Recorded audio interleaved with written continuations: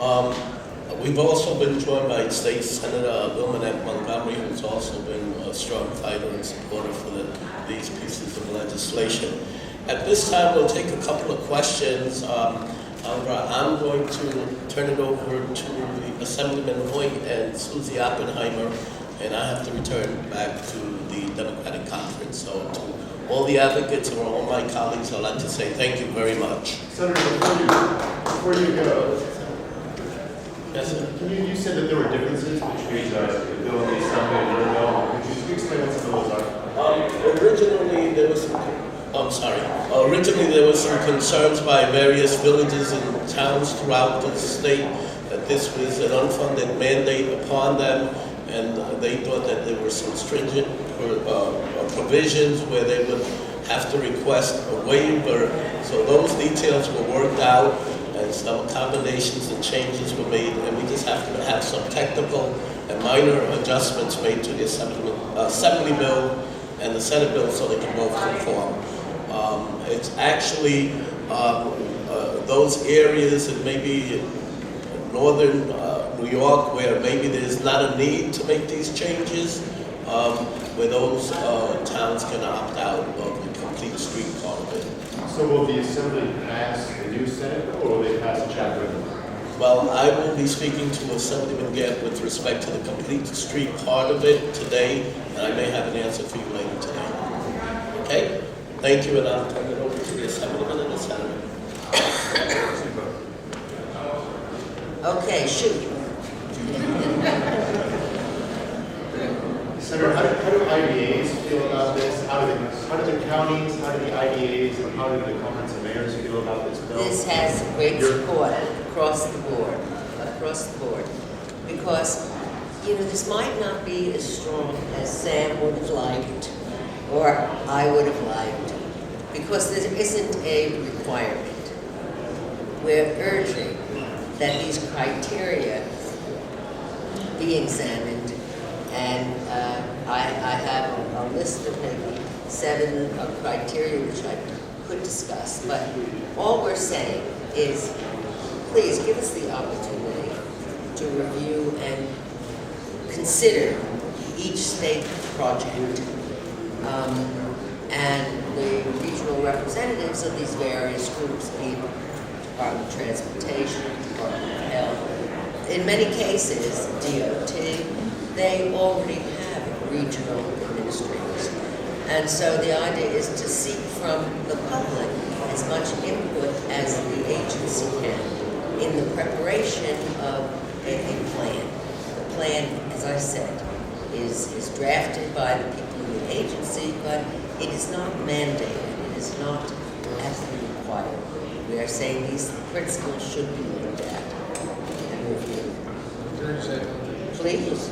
Jimmy, one addition to that is what is mandated, that there be a smart growth impact statement for every project funded through one of these designated agencies. So the question will be asked through these advisory committees that are established at each of these agencies, does this project fit the criteria established in the legislation?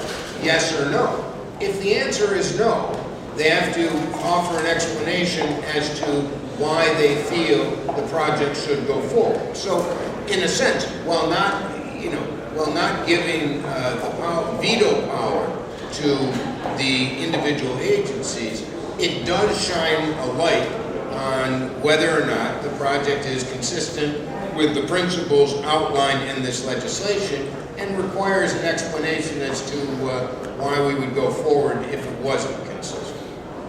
But now I'll add to say, if for some reason the project has problems meeting the various criteria that are laid out, they can appeal and discuss it.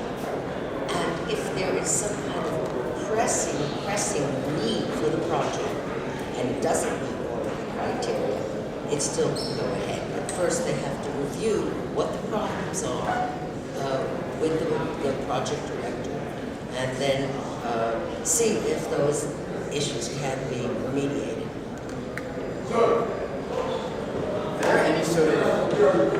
what are the fiscal implications? You say there's cost savings. What would be involved in this costing more money than it does? Again, Yeah, take it. Well, first of all, the unplanned and dramatic sprawl that we have seen across New York State for the past generation has a very serious fiscal impact on the taxpayer's wallet.